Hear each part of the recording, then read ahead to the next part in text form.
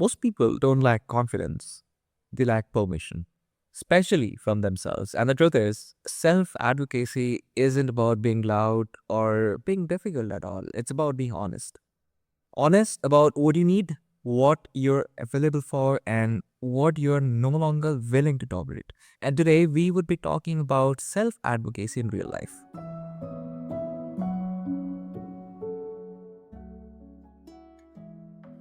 Welcome back to another episode of Healthy Mind, Healthy Life, where we keep mental health practical, human, and doable.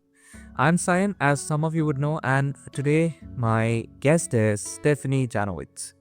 Our topic today is self-advocacy, not the Instagram version of it, but the everyday kind, the conversations you avoid, the boundaries you hesitate or you don't set, and the decisions you keep postponing. So I invite you all to join me on this conversation, by the end of which you would have a clearer sense of how to stop settling for fine and start choosing what actually feels right for you. So definitely, it's a pleasure to have you here with me today, and I'm hoping to make the best out of it. Yeah, likewise. Great to be here.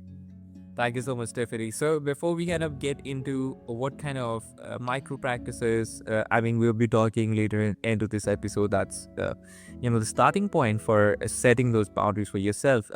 Before we get into all that, when you hear about self advocacy, what picture? What does come to your mind? What's the first thing that comes to your mind when you hear the word self advocacy? The first word that comes to my mind when I hear self-advocacy is really merging your ability to use your inner voice with what feels aligned to you. We know what's in alignment to ourselves, but oftentimes the ability to use that inner voice, there's a gap there for a lot of people. And that's what I'm on a mission to do, is help people bridge that gap and find the harmony between the two. Yeah, and if I just change the question a bit, perhaps, what's the first real life moment that comes to your mind, where for the first time either you spoke up or you didn't? What comes to your mind? For me personally, my biggest breakthrough self-advocacy moment was I was in my early 20s, and it was the first time that I had actually challenged a dominant religion that I was grown up Mm. in, that I had been brought up in. And that's a really scary moment because when we're talking about religion, we're talking about identity formation, that is so embedded into you. And when I say I challenged that, it wasn't in this negative light where I was like, I don't believe this, but I needed to challenge it to solidify what I did believe in. So there wasn't this moment that I felt, um, ill feelings or anything. I just needed to wrestle with that to really define what my belief looked like. But that was a big moment of stepping up for myself and saying, okay, I'm not just going to go with the flow here. What does this feel like for me? Yeah, and I really appreciate that you brought that up, and you're starting from something real, not some theory stuff. So because I think most of us learn self advocacy through moments like those, that maybe not in that moment, but later when you realize did cost you something. Whether that could be time wasted or energy, self-respect, even peace, that continues. I believe it goes a long way down the line. But I think a lot of people here advocate for yourself and think it really means being pushy, or having that high maintenance cost to yourself. So what do you think self-advocacy actually is versus what's one thing that you wish that people saw self-advocacy in a way that they don't usually.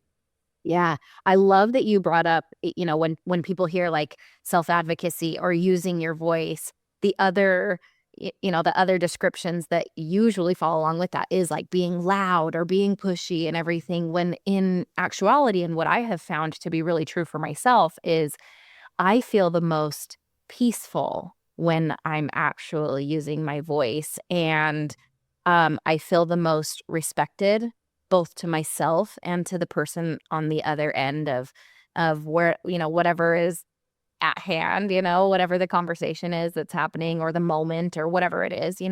But there's truth. And when there's truth, there's only beauty that can come from that. It may not always be the easiest conversation, but when it's done in truth and respect, now we're talking about like real transparency between people, you know? Yeah, and I think there are multiple reasons for why that is so hard to really come at, because and I think it's really the human psyche, right? I mean, being in a group, right? You're influenced by the peer pressure in it, right? Being so if you zoom out the picture a bit and talk about the society, it's hard. I mean, there are instances where maybe putting your rights out might, and I mean, people would start to see you as a rebel. Like in your case, you were not quite, you did I would say not accept the religion blindness, that what you were referring to at first. So I think a lot of the society in general would not see that as the norm and would easily, uh, label that as a rebellion. And I think this is where the conversation really gets important and interesting as well. So Tiffany, if I talk about this, I would say if I talk about this nature of people really, trying to, not trying to normalize things, and I think it really comes from fear of rejection, right? Yeah. Or you could say people pleasing, or past consequences, and we don't speak up usually in those scenarios, right? But here's this thing: if you talk about self advocacy, for me, that's I think about setting boundaries, right? But if I ask the same question to you, how would you, approach self advocacy? If I have to ask this to you. W Gosh, there's so much with what you just described too. Um, Yeah. and when we're talking about that self-advocacy, it is like it really is something that when I'm thinking about that and when I'm thinking about self-advocacy as a whole, it really has been done in a way that's like and again, I kind of refer back to, like, what I was saying as far as, like, being peaceful and done in a very peaceful state. It starts all the way at the beginning, though, with the self-trust concept, right? So if I don't trust myself enough to be able to make decisions, or if I don't trust the decisions I'm making, if I don't trust myself, then my ability to use my voice or, self-advocate for myself is going to slow down by a lot. But yeah, I mean, when you're saying like sometimes it's easier to just go with the flow or it's easier to people please. We find ourselves doing that. And I think in society, we're commonly raised to just shift that lens outward and be able to, look what others need and go with the flow and, not disrupt cadences and everything like that. But then we find ourselves in a state of what I like to describe as fine. And when we find ourselves in that state of being and feeling fine, that's almost worse because there's no disruption for change. You're just coasting at that point. So, anyways, there's a lot to unpack with what we're talking about of people pleasing and not using your voice and everything. Yeah, I think really I love how you reframe that, because I think a lot of us could relate. How you approach self advocacy in a grounded way, but I'll make it a bit tricky for you, Tiffany. Okay, I think there's a very blurry line between you know being adaptable and betraying yourself. Mhm. Because sometimes people call self abandonment maturity. So what's that blurry line really? Because it's not easy to distinguish, because sometimes being adaptable could easily mean that you're getting influenced by the peer pressure. And, it could also mean betraying yourself at the same time. It really depends on the context. So, yeah, how do you understand the context? So for me, if you when I work one-on-one with people on this and we're talking about that blurry line, you're so right that there is a blurry line that people have to be able to kind of like zoom in a little bit more and then it gets a little less blurry. But when we do that and we're zooming in on that, one thing that I really work heavily with people on is Do you know your core values that are just for you and you alone? And if the answer to that is no, then that is the place that we have to start, or that line is going to stay blurry forever. Because if I do the work and know what my core values are, that line becomes less blurry because it's either in alignment or it's not with my core values. The decision fatigue starts to just fall off at that point, because if it is a moment where like I would naturally fall into a people pleasing moment, but it's not in line with my core values, that lets me kind of take that emotion out of wanting to people please and being factual and saying that doesn't align with my core values, so it's a no for me, or I just need to redirect at that point, speak up, and whatever the tools are that you need to use. But the core value is huge there. I love that. And so if I take a step back towards in that direction, if you talk about core values, Stephanie, and I think it gets tricky here as well. For examples, and I'll take an example of what I'm trying to say is that, take gym for example. Okay, it's a very I mean, just a random example, trying to make sense of something. So let's say somebody's core value is going to the gym every day. Okay. And that is only because in his or her mind, that person is thinking about going to gym every day, but he doesn't go. I mean, he is not committed to going gym every day. Okay. So Yeah. I mean, he might easily fool himself of, you know, having thought that going to gym is his core value when it isn't, because clearly he's not committed enough for that, right? He's just thinking subconsciously that, okay, I would go, or maybe he does, but he's not punctual or committed to that and on a daily basis. So if I take a step back on that direction, how do you identify or start with identifying what are your core values? So Because we we are in this age, Stephanie, where everything is, we're living in this information era where it's so easy to get swayed away by what we are seeing online. Oh, yes. So Yeah. what's your takeaway on that? I mean, there is no lack of information. There's no lack of what we can go down the rabbit hole on. There's also a lot of white noise. So I caution people, like, be very, very selective of what you're giving your energy to each day, because you have a finite amount of energy each day. And if you're just giving it away to the masses, or if you are finding yourself going down that rabbit hole, that's energy that you don't get back. And if it's not influencing you in a way that's helping you progress, then we need to reevaluate that, right? So going to your question of how do we really identify like with those core values, and your example of like going to the gym and everything. My question for that, and my like where I would have pushed that person back if they were saying, well, one of my core values is going to the gym every day. When we're thinking of the concept of like going to the gym every day, I want to peel that back a little bit further and ask why. And that often just the simple question of why, and asking it a few times, peeling that back a few times, is really what's going to get to the underlying core value. So if I said to that gentleman, why do you want to go to the gym today? Well, because it makes me think clearly. It makes me think, in a better way. It makes me show up more confidently in my meeting. Okay, why do you show up more confidently when you work out? And that's what I'm saying by peeling it back, because then when we get a few layers deep, it's not actually that he wanted to go to the gym every day. It's because they want to show up in their best confident self, in their ability to make decisions and lead. That's a whole different concept than the gym, Yeah, right? yeah, you're changing So the narrative in a way. yeah, peeling it back and get deeper, that's what I'm like, tell people, just cut the surface stuff, dive deeper and do the work. It's a hard exercise to determine your your core values. It's not an easy exercise, and you should wrestle with that for a long time, because when we're talking about defining something as important as your core values, it's not something that I should just be able to take 5 minutes, journal on a piece of paper and be like, well, I'm done.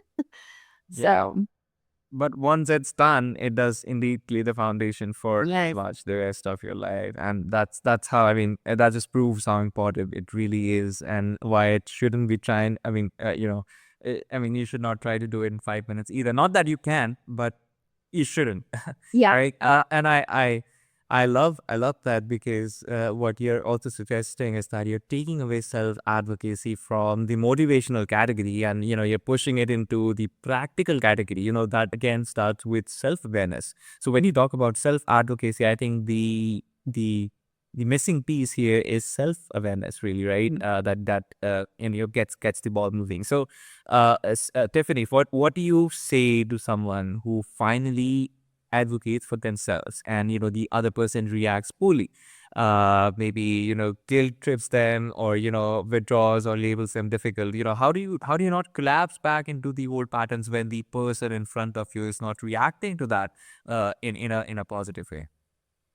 And what you're describing right there is the most important reason why defining out your core values and knowing what is actually truly in line with you is the most important, because when pressure rises or emotions rises and conflict happens, we naturally yes. Yeah, and you naturally want to revert back into your old self or old habits that maybe you've outgrown, old identities that you've outgrown, and it's natural to want to revert back into that. But if you've really put forward the work of knowing who you are, then when that conflict arises, it's not your responsibility to own the other person's feelings and to navigate that for them. But you can, like I was saying, respectfully, say to them or yourself, like, this is where I'm in alignment. This is, how I ring true. And we can have differences of opinions. That's absolutely fine.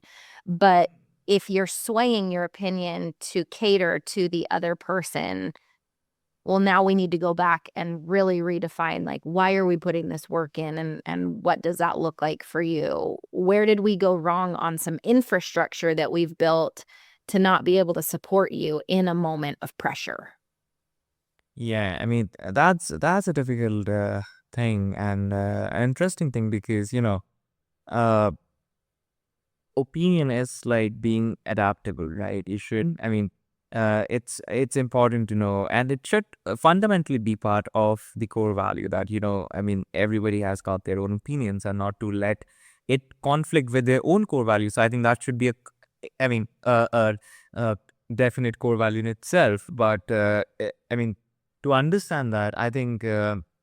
Yeah, we should when I talking about opinions in general, you should not let that get in your way of core values. But Stephanie, if I have to ask you a follow-up question, what do you do if somebody's opinions are against your core values?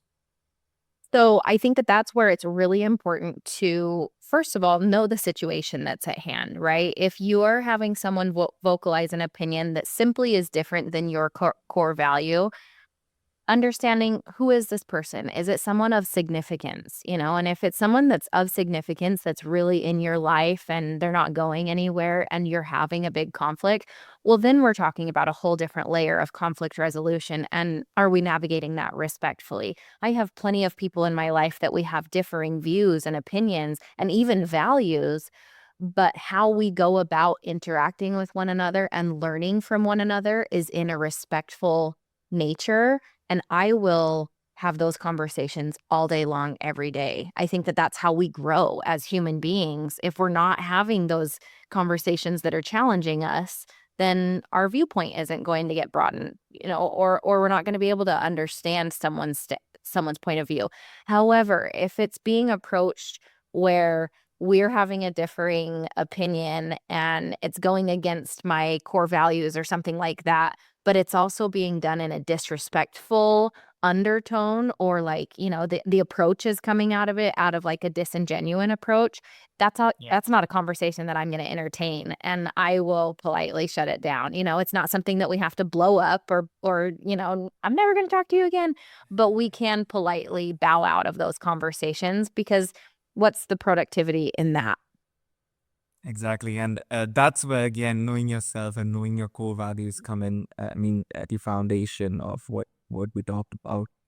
So I think that the conversation really comes back a full circle. So, Tiffany, if, since we are nearing the minute mark as well, if people want to learn from you and go deeper into building that aligned, steady infrastructure you talk about, where's the best place for them for that to find you at? I love helping people with this concept. I think it's such a principal foundation in our lives. So if you're looking to find me, I'm over on Instagram at Tiffanie.Janowitz is my handle. Of course, I'm throwing some tricky spelling in for you. So I'm sure it'll be in the show notes to be able to find. But over on Instagram or even just my website, TiffanyJanowitz.com. Perfect. So I'll definitely infuse the links, folks, for those who would have a hard time typing that in. And yeah, would definitely, definitely would love to have another conversation with you in the future as well about self-advocacy. But as far as this one's concerned, I think I really loved, the clarity and I would say the wisdom that you brought into this conversation. So really, really thanks to you for, making us I would say one step towards that self-awareness that we're talking about. So, just before we wrap this off for the listeners who are exhausted from being the strong one, if self-advocacy felt safe for just 1 minute, what's the first truth that you would want them to, finally say out loud? What's the first one? First truth that you would want them to say out loud to themselves. That they are able to use their voice. Every person is able to, but it's just like a muscle. You have to start somewhere and just start, and then it will feel easier. It will feel easier to navigate, less. I think that sometimes it can feel overwhelming to people or intimidating, and the more you do it, the more it will feel in line. All right, folks, you heard Tiffany. And with that, I would just like to remind you all that self-advocacy is self-respect in motion. It's small and consistent choices that tell yourself that, you've got yourself. So that's all. Would love you to sit with that thought for a few minutes after we're done with this conversation, perhaps. And if this episode hit something tender, take a breath before you move on with your day and maybe ask yourself one simple question: that where am I settling for fine? Because it feels safer than asking for what you actually need. So if you want more conversations like this, grounded, human and practical, do follow Healthy Mind, Healthy Life. Not because we are here to fix you, but because you deserve reminders that your mind, your boundaries and your well-being matter in the middle of real life. I am Sayan, and this has been Healthy Mind, Healthy Life, and I'll see you in the next one.